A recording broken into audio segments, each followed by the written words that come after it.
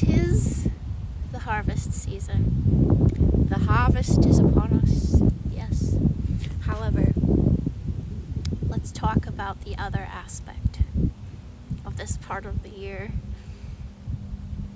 As the wheel turns and we enter into the shedding season, it's important to understand something about everything that's going to come to the surface, all of the stuff that comes back to say hello.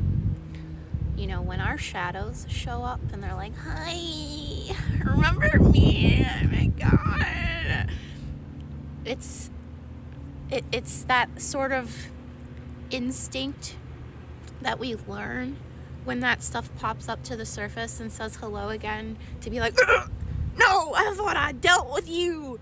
I thought I put you in your place. But the thing is that those shadows, they're a part of us, right? Our shadows show us who we may have been, or the potential inside of us, or different things that we need to be mindful of and present with and consciously aware of, so that we may always be moving as the healthiest version of ourselves. So if you've ever found yourself, I know I have, in a situation where that stuff comes back around and you instinctually, that wounded inner child starts to feel like, oh, I thought. But really, there's nothing to feel ashamed of or upset about. It doesn't mean that you failed. Even if you did find yourself repeating old energy or making a decision based on a shadow, being aware of it, step one. Step two, if you notice yourself choosing those things or repeating that type of an energy, catch yourself. Number three, take accountability. I recognize that I moved from an unhealthy place. What am I going to do about that? Am I going to poo-poo on myself? No. I'm going to recognize that it's an opportunity. When we pivot our perspective from punishment or failure to opportunity, we view everything from a lens that is much healthier, because it doesn't put you down those pathways to feeling poopy about yourself or something that you may have done or said. We can still take accountability and responsibility, correct, pivot, without shaming ourselves, without feeling badly about ourselves, without putting ourselves in a position of disempowerment. We can further empower ourselves by taking notice, by recognizing those things, by taking ownership of our actions and non-actions, and how we perceive ourselves and how we perceive the world around us, and still see those things as an opportunity. Oh, I recognize that I have this shadow just pop up, and ordinarily I might feel like I've done something wrong, or I have failed in some way, or I have not healed and grown and I have not changed. None of those things are true.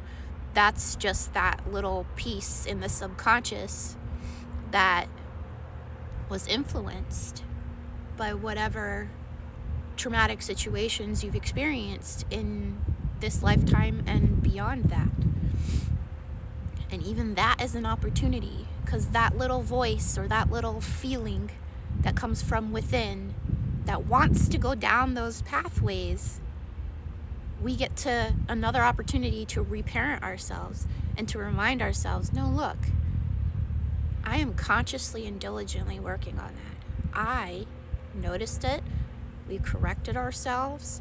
We're making healthy decisions. And the fact that we can feel upset about having leaned into an old energy or into a shadow or started to embody a shadow or whatever way you want to look at it, the fact that you get to feel that sort of disgust or discomfort, upset, whatever, that's actually another opportunity to recognize that the fact that you feel that way means you recognize that that energy is old, that you've outgrown it, that you don't want to embody that energy. You're consciously aware that whatever that decision was, whatever way of perceiving that was, whatever thing that you did or said, that was unhealthy. That's amazing. Because if you're not recognizing something as being toxic or unhealthy, you haven't identified that yet. You haven't even learned enough to recognize it and see it and start to make decisions to pivot away from that. This is a process, and the process takes a different amount of time for everybody. So don't compare yourself. Remember, everybody's journey to healing and growth and self-mastery looks different, feels different, acts different.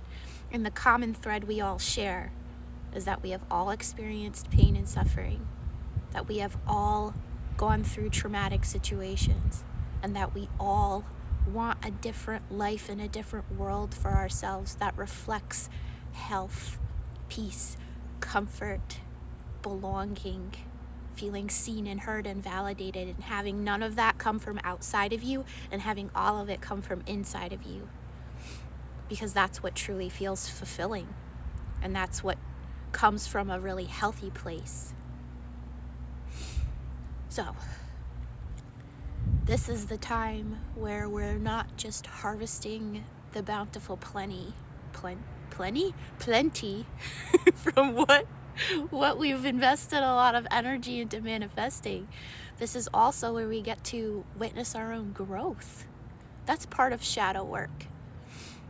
If we see shadow work from a perspective of, oh God, I don't like that, it feels so uncomfortable, I don't want to look at those things, I want to talk about those things, oh no, not again. Shifting that perspective too, like, oh no, this is totally new opportunities, and when I'm in a period of shadow work and I'm letting stuff go, that's right before new stuff is coming in and I'm making space for all the new things.